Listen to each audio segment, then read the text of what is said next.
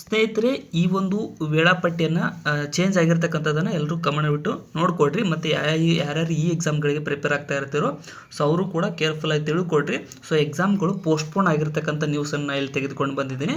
So KEA ಏನು ಹೇಳುತ್ತಲ್ಲ, so ಅಂದರೆ 19/11/2025 KEA ಒಂದು ಏನಪ್ಪ ಅಂದರೆ ಎಕ್ಸಾಮ್ ಡೇಟ್ಸನ್ನು ಅನೌನ್ಸ್ ಮಾಡಿತ್ತು.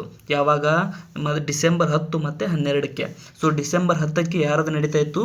ಸೊ ಏನಪ್ಪ ಅಂದರೆ ಕಿರಿಯ ಅಧಿಕಾರಿ ಉತ್ಪಾದನೆ ಮತ್ತು ನಿರ್ವಹಣೆಯಲ್ಲಿರ್ತಕ್ಕಂಥ ಕಿರಿಯ ಅಧಿಕಾರಿಗಳು ಮತ್ತು ಕಿರಿಯ ಅಧಿಕಾರಿ ಸಾಮಗ್ರಿ ಮತ್ತು ಉಗ್ರಾಣದಲ್ಲಿ ಅಪ್ಲಿಕೇಶನ್ ಹಾಕಿರ್ತಕ್ಕಂಥ ವ್ಯಕ್ತಿಗಳದ್ದು ಸೊ 10ನೇ ತಾರೀಕಿಗೆ ನಡೀತಾ ಇತ್ತು.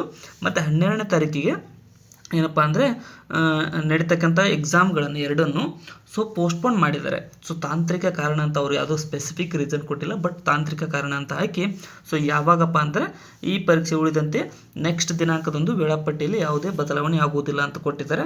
ಸೊ ಯಾವ ಡೇಟಿಗೆ ಅವರು ಎಕ್ಸಾಮನ್ನು ಮುಂದಕ್ಕೆ ಹಾಕಿದ್ದಾರೆ ಅಂತ ನೋಡ್ರಿ.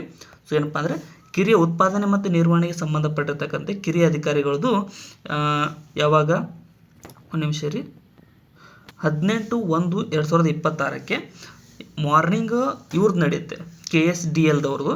ಸೊ ಅದಾದಮೇಲೆ ಈವ್ನಿಂಗ್ ಅಂದರೆ ಮಧ್ಯಾಹ್ನ 2:30ರಿಂದ 4:30ಕ್ಕೆ ಸೊ ಯಾರ್ದು? ಕೃಷಿ ಮಾರಾಟ ಇಲಾಖೆ. ಎರಡು ಎಕ್ಸಾಮ್ಗಳು ಒಂದೇ ದಿನ ಇಟ್ಕೊಂಡಿದ್ದಾರೆ ಮತ್ತು ಅದು ಜನವರಿ 18ಕ್ಕೆ ಇಟ್ಟಿದ್ದಾರೆ. ಜನವರಿ 18 ಡೇಟನ್ನು ಕೂಡ ತಿಳಿದುಕೊಡ್ರಿ. ಸೊ 100 ಅಂಕಗಳ ಪರೀಕ್ಷೆಯಾಗಿದ್ದು ಯಾರ್ಯಾರು ಪ್ರಿಪೇರ್ ಆಗಿದ್ದರು ಇನ್ನೂ ಒಂದು ಸ್ವಲ್ಪ ಕೆಲವೊಂದಿಷ್ಟು ಸಮಯ ಸಿಕ್ತು ಅಂತ ರಿವಿಷನ್ ಮಾಡಿಕೊಡ್ರಿ. ಹಿಂದಿನ ಕ್ವಶನ್ ಪೇಪರ್ಗಳನ್ನ ಡಿಸ್ಕಸ್ ಮಾಡಿಕೊಡ್ರಿ. ಮತ್ತು ಕ್ವಶನ್ಗಳು ರಿಪೀಟ್ ಆಗಲ್ಲ ಅಂತ ಏನಿಲ್ಲ.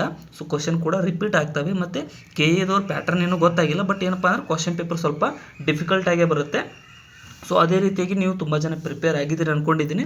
ಸೊ ಇನ್ನೂ ಚೆನ್ನಾಗಿ ಪ್ರಿಪೇರ್ ಆಗಿದೆ, ಜಾಸ್ತಿ ಟೈಮ್ ಸಿಕ್ಕಿದೆ. ಜನವರಿ 18ಕ್ಕೆ ಇದು ಫೈನಲ್ ಆಗಿರುತ್ತೆ. ಸೊ ಇದೇ ದಿನದಂದು ಎಕ್ಸಾಮು ನಡೀತಕ್ಕಂಥದ್ದು. ಮತ್ತು ಯಾರಿಗಾದರೂ ಏನಾದರೂ ಡೌಟ್ ಬಂದಿದ್ದರೆ ಸೊ ಕಮೆಂಟ್ ಸೆಕ್ಷನ್ ಒಳಗಡೆ ಕಮೆಂಟ್ ಮಾಡಿ, ಮತ್ತು ಅದಕ್ಕೆ ನಾನು ಪರಿಹಾರ ಕೂಡ ಕೊಡ್ತೀನಿ ಸ್ನೇಹಿತರೆ. Thank you so much.